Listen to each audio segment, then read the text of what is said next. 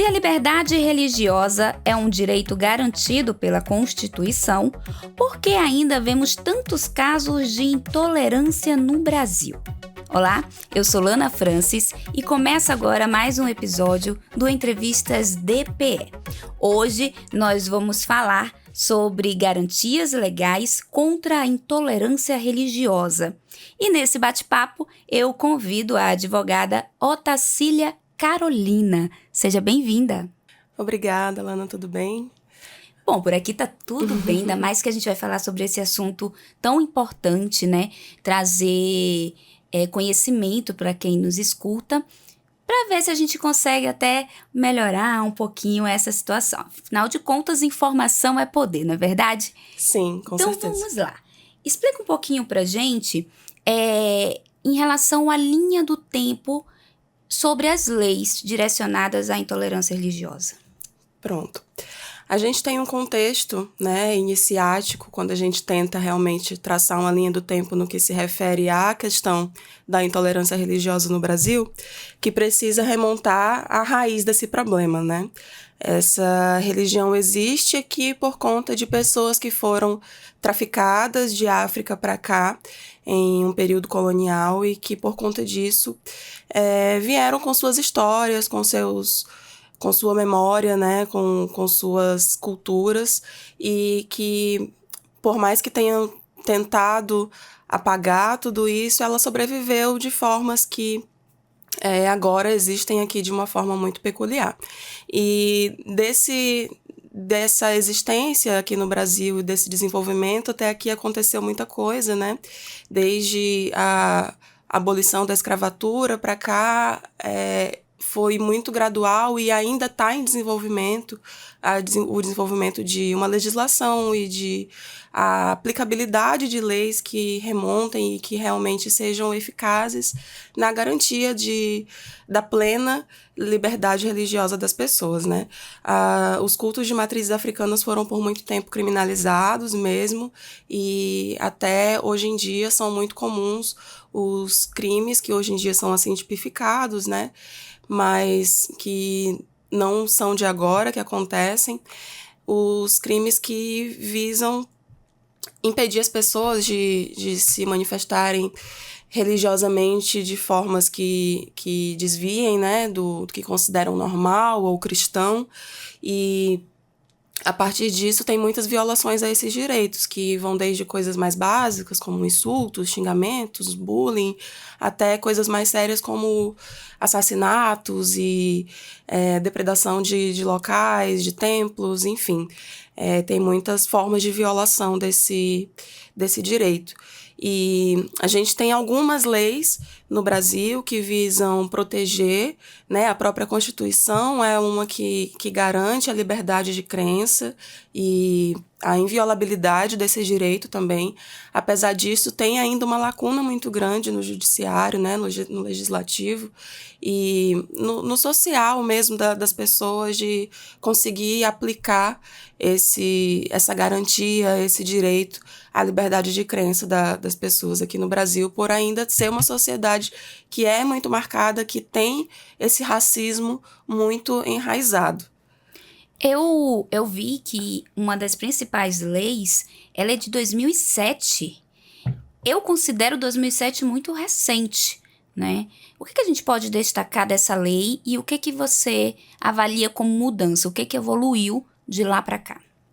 Bom, essas leis são recentes mesmo, comparando o tempo desde quando tudo isso acontece, né? Mas a própria abolição da escravatura é muito recente também, né? É tudo muito recente, mas ao mesmo tempo a gente vê que tem leis que foram promulgadas há pouco tempo, mas mesmo assim você vê que a efetivação dela não é muito visível na sociedade. A gente ainda vê um atraso muito grande, inclusive de leis mais antigas, por exemplo, como uma que eu considero das mais importantes que existem nesse sentido, não vou lembrar o número exato da lei agora, acho que é 10.963, de 2003, que é uma lei que obriga que seja ensinado sobre cultura afro e indígena nas escolas e que se ensine sobre isso para as crianças, né, sobre a existência dessas outras culturas e formas de religião e tudo mais. E isso não é levado em conta, sabe? Não é isso não é realmente efetivado por quem aplica isso, não tem a obrigação de aplicar isso na sociedade, né, que é o Estado e o município. Então, a gente vê realmente uma dificuldade de se aplicar isso, inclusive na universidade, porque o curso de História daqui foi ter uma matéria de História da África há pouquíssimo tempo. Então, você vai imaginar como que tá numa escola de primeiro grau, né? Então, realmente tem uma defasagem muito grande desse ensino, que é muito, muito importante para que as pessoas venham já de base com a compreensão de que tá tudo bem você ter outra crença, tá tudo bem você ter uma religião de matriz africana, que isso não faz de você uma pessoa ruim, enfim. Mas toda essa legislação, tanto essa de 2003, quanto a de 2007, quanto várias outras, que cada uma vem com uma função diferente, desde criminalizar a intolerância religiosa, quanto equiparar a intolerância religiosa ao racismo religioso, enfim. Todas elas vêm com essa intenção de realmente avançar um pouco na pauta, né? Mas a gente compreende que o que realmente vai surtir algum efeito vai ser com a gente investindo na educação de base para que as pessoas consigam crescer com outra compreensão e, claro, educar no sentido de que as pessoas que já têm outra compreensão mudem um pouco, né? Entendam, vejam como funciona, se abram a cabeça e o coração para entender que existem outras vivências, outras formas de crença que são igualmente dignas, né, de respeito. Você colocou em destaque na sua fala a diferença de racismo religioso e intolerância religiosa. Sim. Qual é essa diferença?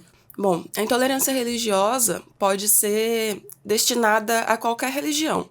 A pessoa simplesmente, por exemplo, tem intolerância a qualquer uma que não seja a dela, independente de matriz, de onde seja ela indiana, africana, americana, europeia, enfim.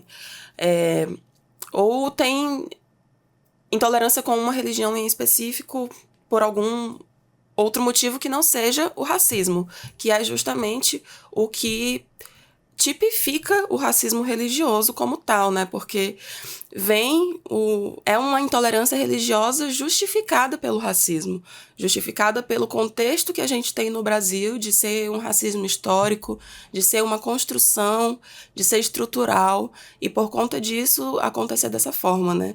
Então, por conta disso, ter tantos ataques que são não só individuais, mas que são realmente estruturais a questão das religiões de matrizes africanas aqui no estado, por terem sido institucionalmente criminalizadas, por terem sido inviabilizadas por diversas formas, por terem, enfim, serem desprezadas de forma estrutural no contexto brasileiro. Então, aqui é um tipo de intolerância muito comum, o racismo religioso, que difere da intolerância nesse sentido. Diante disso, você trazendo para a nossa realidade, o que a gente pode destacar aqui no nosso estado de Roraima, sobre esse assunto?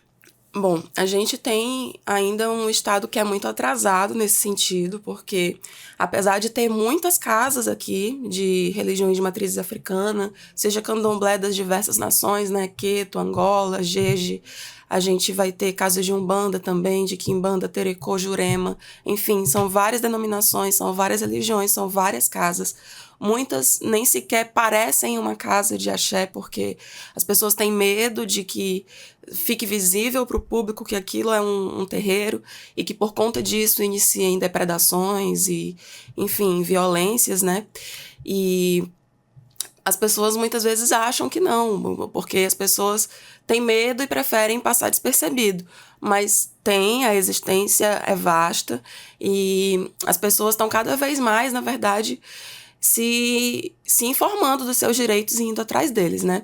Então, cada vez mais tem se feito estudos que demonstram, né, e que catalogam essas casas aqui no estado, mas mesmo assim, a incidência de crimes e a possibilidade de se garantir esse direito a essa liberdade de crença é muito difícil, porque, por exemplo, a delegacia, quando você liga para denunciar, não tem uma categoria específica de intolerância religiosa. Normalmente classificam como briga de vizinho, por exemplo. E aí a gente não consegue, eu sou pesquisadora da área, né, sou mestranda na universidade, e simplesmente não existem dados nesse sentido, de números de intolerância religiosa, de denúncias por intolerância religiosa nesse sentido. Não existe uma publicação, divulgação de como as pessoas podem defender seus direitos nesse sentido, a quem elas vão recorrer quando esses direitos forem violados, porque liga para a polícia e não consegue, sabe? Porque justamente não tem esse tato dos profissionais para tratarem como tal, sempre tratam como briga de vizinho e não entendem o real crime que pode estar incutido nessa situação. E, enfim, isso acaba por dificultar muito a expressão e a real aplicação, né, e efetivação da Constituição Federal, primariamente, que é quem garante, né, ou quem busca garantir essa liberdade de crença para todos os cultos aqui no Brasil, mas que tem essa dificuldade muito maior quando se trata de religiões de matriz africana. Você está fazendo mestrado, desenvolvendo sua pesquisa. Conta um pouquinho mais para a gente sobre sua pesquisa, o que mais que a gente pode destacar e que você já identificou no decorrer desse estudo. Tá certo. Eu estou fazendo um mestrado em Sociedade e Fronteiras na Universidade Federal e atualmente, né, minha dissertação está se intitulando como Encruzilhadas da Fé. É um estudo sobre as manifestações de racismo religioso aqui do estado de Roraima. E eu estou desenvolvendo ainda, né, mas passando realmente por um estudo bastante teórico das implicações, das denominações do racismo e de onde ele vem, como ele se apresenta na sociedade. E entrando numa fase também de começar entrevistas e busca com autoridades religiosas do estado para saber o ponto de vista deles e como eles se sentem atingidos pelo racismo religioso aqui. Vou passar por uma fase depois de entrevistas com autoridades públicas mesmo, para falar com promotores de justiça, defensores, pessoas que atuam com isso no ramo judicial, para ver como tem sido tratado esse problema aqui juridicamente, e também, claro, passar por entrevista com pessoas da gestão do Estado. A gente tem aqui um conselho de promoção da igualdade racial, do qual eu participei da criação, porque é muito recente também, foi criado no ano passado, se eu não me engano, e nisso vai ter entrevista também com a atual coordenadora, para a gente entender como que estão sendo feitas e destinadas as ações para dirimir, né, para reduzir o racismo religioso aqui no estado, o racismo como um todo, mas principalmente destinada para diminuição do racismo religioso, né? Enfim, é uma pesquisa ainda em andamento, mas que tem me feito realmente entender como é uma questão que ainda tem muito a caminhar, tem muito a se desenvolver. O Estado ainda tem é muito filhotinho nesse sentido. Nesse processo, fiz algumas viagens para a Bahia, e é um estado que está em outro lugar, claro, né? Dentro da questão racial e da questão da proteção dos direitos da pessoa negra, e abrange a questão da tolerância religiosa, mas a gente ainda tem muito o que caminhar aqui rumo à garantia desses direitos.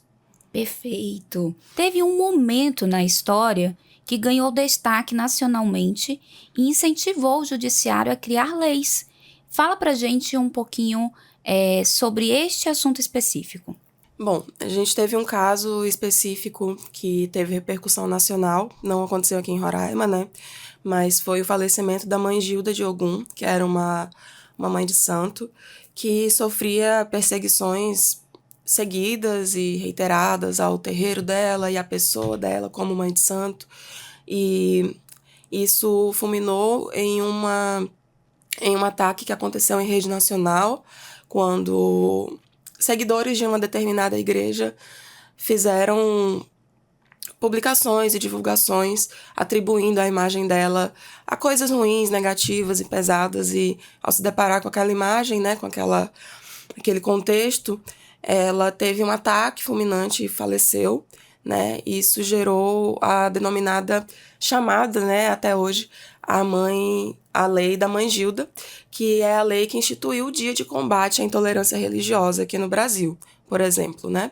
E isso aconteceu em 2000, o falecimento dela, mas de lá para cá, várias outras leis foram criadas e vêm sido criadas para poder facilitar e desenvolver realmente o caminho, porque ainda tem muito o que ser caminhado, muito o que ser trilhado, e os passos são dados devagarinho, realmente. Às vezes é uma manifestação, é um grupo de pessoas que faz realmente um projeto de lei, um deputado que se elege pela causa, o que ainda é muito difícil, né?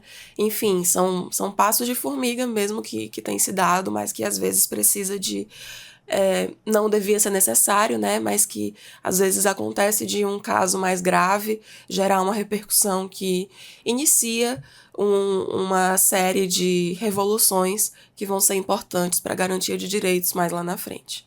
Como que a sociedade em geral pode contribuir para evitar a intolerância religiosa?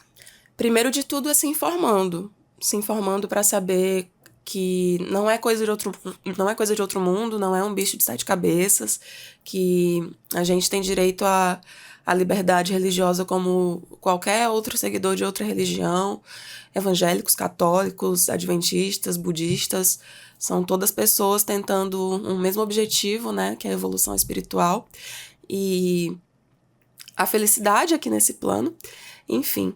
E eu acredito que o principal é isso, se informar as pessoas ao redor e agir de acordo com isso, né? Não reproduzir racismo, não reproduzir falas intolerantes, que às vezes as pessoas falam no dia a dia e acham que não vai repercutir em nada, que não vai causar, ninguém. Assim, que ninguém se importa com isso. E, enfim, se informar é o principal. E a partir daí, realmente, as pessoas que são de terreiro, pessoas que são bandistas, candomblecistas, que busquem seus direitos, né? Que diante da infração de algum direito seu, que realmente faça de tudo possível. Claro que é um desgaste muito grande, às vezes, para a pessoa que já está sofrendo com a violação de um direito, ter que se deslocar em 1000 pedaços para poder fazer valer, para poder fazer acontecer alguma coisa. E mesmo assim ver que até às vezes o judiciário está de mãos atadas ou está inerte quanto à situação, deixa a pessoa desamparada, mas tentar de todas as formas, tentar juntar as associações que a gente tem nesse sentido. Hoje em dia aqui em Roraima tem a FATAB, que é uma associação de direção do Tata Boculê, que é um pai de santo muito atuante aqui no estado, de uma casa de santo de Angola, de Candomblé Angola, que é bastante atuante nessa situação de promoção de direitos também às casas, e tem casas que fazem rodas de conversa para falar sobre o assunto, enfim, tem sido feitas várias ações educativas no sentido de levar essa informação para as pessoas, e cada vez mais a gente espera que aconteçam mais, né, que tanto a sociedade civil quanto o judiciário, o legislativo, o educativo estejam envolvidos nessa causa para a gente evoluir, para que as pessoas cada vez mais saibam e tenham acesso a informações corretas e justas sobre a situação, né? Para que o que chegue a elas seja realmente uma visão justa e digna e não uma de ataque e de demonização dessas crenças. Sabemos que são inúmeras religiões, né? Muitas mesmo, mas a lei ela vem buscando se adaptar conforme cada uma, porque, por exemplo, eu vi que tem uma mudança na lei também bem recente, direcionada para adventistas do sétimo dia, né? Que em relação a concurso público, quando as provas poderiam ser no sábado, que tem todo também aquele cuidado, em relação a acessórios que de repente a pessoa usa por conta da religião na hora de tirar a fotografia de documentos. Então, a gente percebe toda essa evolução. Você mesmo mencionou que aqui no estado ainda é muito complicado denunciar, mas diante disso, diante desta realidade, o que fazer quando identificar que eu, por exemplo, estou passando por uma situação de intolerância religiosa? Onde buscar? O que fazer? Claro, o ideal é realmente acionar a polícia, né? Dá para fazer um boletim de ocorrência, virtual ou presencial, depende do crime, da gravidade, da necessidade de um atendimento urgente ou do mero registro, né? E acionar a maior quantidade de instituições que você consiga para poder ajudar e conseguir juntar o máximo de provas possível da ocorrência do crime, né? Vídeo, foto, documento, enfim, para que se consiga realmente buscar uma reparação possível ou uma responsabilização do agressor, né? Para que a gente consiga, de alguma forma, diminuir a ocorrência desses casos, né? Mas o principal é não ficar calado mesmo, buscar a ajuda de associações e das organizações que têm a obrigação de tratar disso, né, como a própria polícia, o Ministério Público, a Defensoria, enfim, tem instituições que visam resguardar esses direitos. Então, o ideal é que se busque, e na falta deles, organizações da sociedade civil, né, como que podem estar orientando a pessoa diretamente, como a própria AFATAB ou algum advogado, para que a pessoa seja orientada sobre os direitos que ela pode estar buscando e como ela pode fazer isso. O que a gente pode destacar sobre a educação religiosa nas escolas? Eu lembro que na época que eu fazia o ensino fundamental ainda, tinha uma disciplina, na época, de educação, né, religiosa. E tinha a questão de uma religião em si, que eles abordavam durante todo o ano. Isso mudou de lá para cá. O que a gente pode destacar sobre a educação na escola? Bom, mudou na lei, né, na teoria, porque realmente é uma questão que ainda se tem muito a caminhar, porque o que se tem mesmo na realidade é uma unidade de religião que é trazida como digna de respeito e de ser ensinada para as crianças, principalmente. Então, o que se busca com ensino religioso hoje em dia é a ideia de que não é sobre ensinar uma religião, mas ensinar sobre a existência de religiões e função e como elas se aplicam nas sociedades de formas diferentes, enfim. E, infelizmente, o que a gente tem, como você falou mais cedo, sobre a possibilidade de adventistas não fazerem prova no dia de sábado, por exemplo. A gente tem uma dificuldade muito grande de ter os preceitos das religiões de matrizes africanas respeitadas dentro de instituições de ensino, dentro de locais, hospitais e outros locais públicos, porque ainda se tem uma resistência muito grande devido ao racismo que é implicado, né, nessa situação. Então, é muito difícil, por exemplo, lidar com crianças em ambiente escolar. Tem muitas crianças que ficam com preceito de roupa e só podem usar determinada roupa por um tempo, e a escola proíbe, por exemplo, a criança de ir com aquela roupa para a escola. E isso ainda hoje, sabe? É o tipo de coisa que você não vê acontecendo com religiões que não são de matriz africana aqui.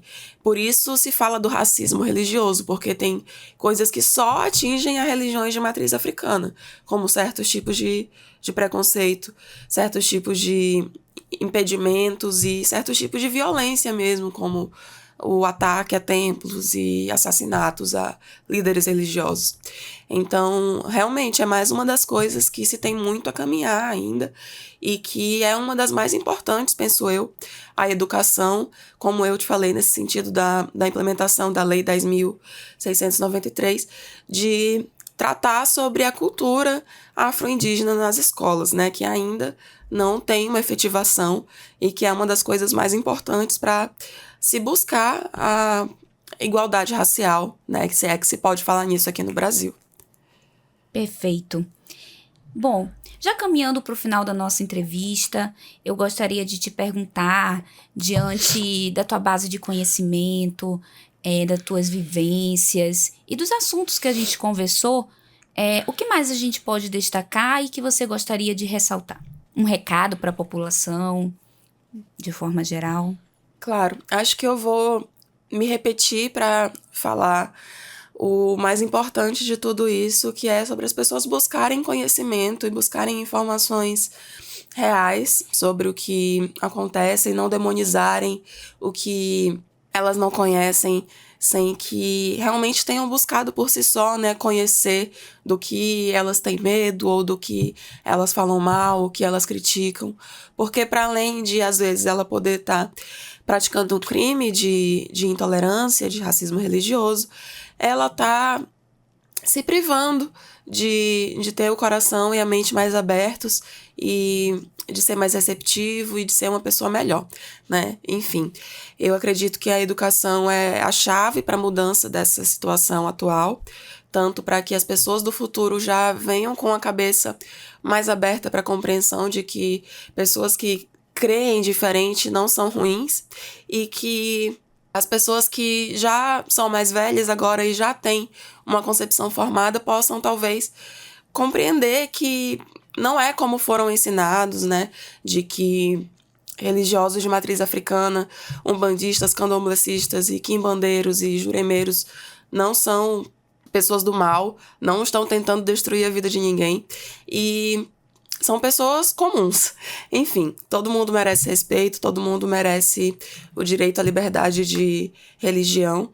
E é isso, não tem muito o que discorrer. É básico, na verdade, né? E já dando um spoiler, você também vai estar presente no podcast A História Contada por Nós, que vai destacar um evento que você participou.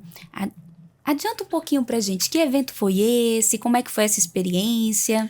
Claro, eu vou falar amanhã com a Antônia Pedrosa e a gente vai estar tratando sobre a 5ª Conferência Nacional de Promoção da Igualdade Racial que aconteceu no mês passado, lá em Salvador, e onde a gente levou pessoas de cada estado. Cada estado tinha 3 pessoas escolhidas para levar propostas para essa reunião nacional e a gente debater, dividida em eixos de reparação, de justiça racial, enfim, para tratar e delegar, escolher propostas para serem priorizadas no Ministério da Igualdade Racial, onde a gente, enfim, deliberou e escolheu propostas que foram priorizadas e que foram levadas ao Ministério e escolheu também pessoas delegadas para representar o Estado novamente na próxima reunião que vai acontecer no mês que vem em Brasília. E nessa última reunião eu fui escolhida como representante da dos jovens de terreiro, né, do Brasil, para estar também argumentando, articulando com as pessoas e influenciando na escolha de políticas públicas que possam ser efetivas e garantir cada vez mais o direito à crença e à liberdade de religião das pessoas de ascendência africana e todas as pessoas, na verdade, do país. Está sendo um desenvolvimento bem legal e que também está influenciando e ajudando bastante no desenvolvimento da minha pesquisa e no desenvolvimento da questão como um todo, que é, por si só, muito cara para mim, que é o desenvolvimento desse direito, né, da liberdade de crença para as pessoas aqui no Brasil. Perfeito! Então, olha só, gente, você não pode perder o podcast A História Contada por Nós, para conhecer um pouquinho mais, saber um pouquinho mais como é que foi essa experiência e adquirir mais conhecimento. Muito obrigada pela entrevista, pela disponibilidade do seu tempo e compartilhar com a gente tanta informação. Muito obrigada. Eu que agradeço o espaço, estou à disposição. Terminamos aqui mais uma edição do Entrevistas DPE. Eu conversei com a advogada Otacília Carolina, ela que falou pra gente sobre intolerância religiosa. Se você chegou até aqui, é porque você gosta de acompanhar assuntos de interesse público. Então, não deixe de nos escutar pelo Deezer, YouTube ou Spotify. Seja sempre bem-vinda, seja sempre bem-vindo. Eu sou Lana Francis e até a próxima. Tchau, tchau!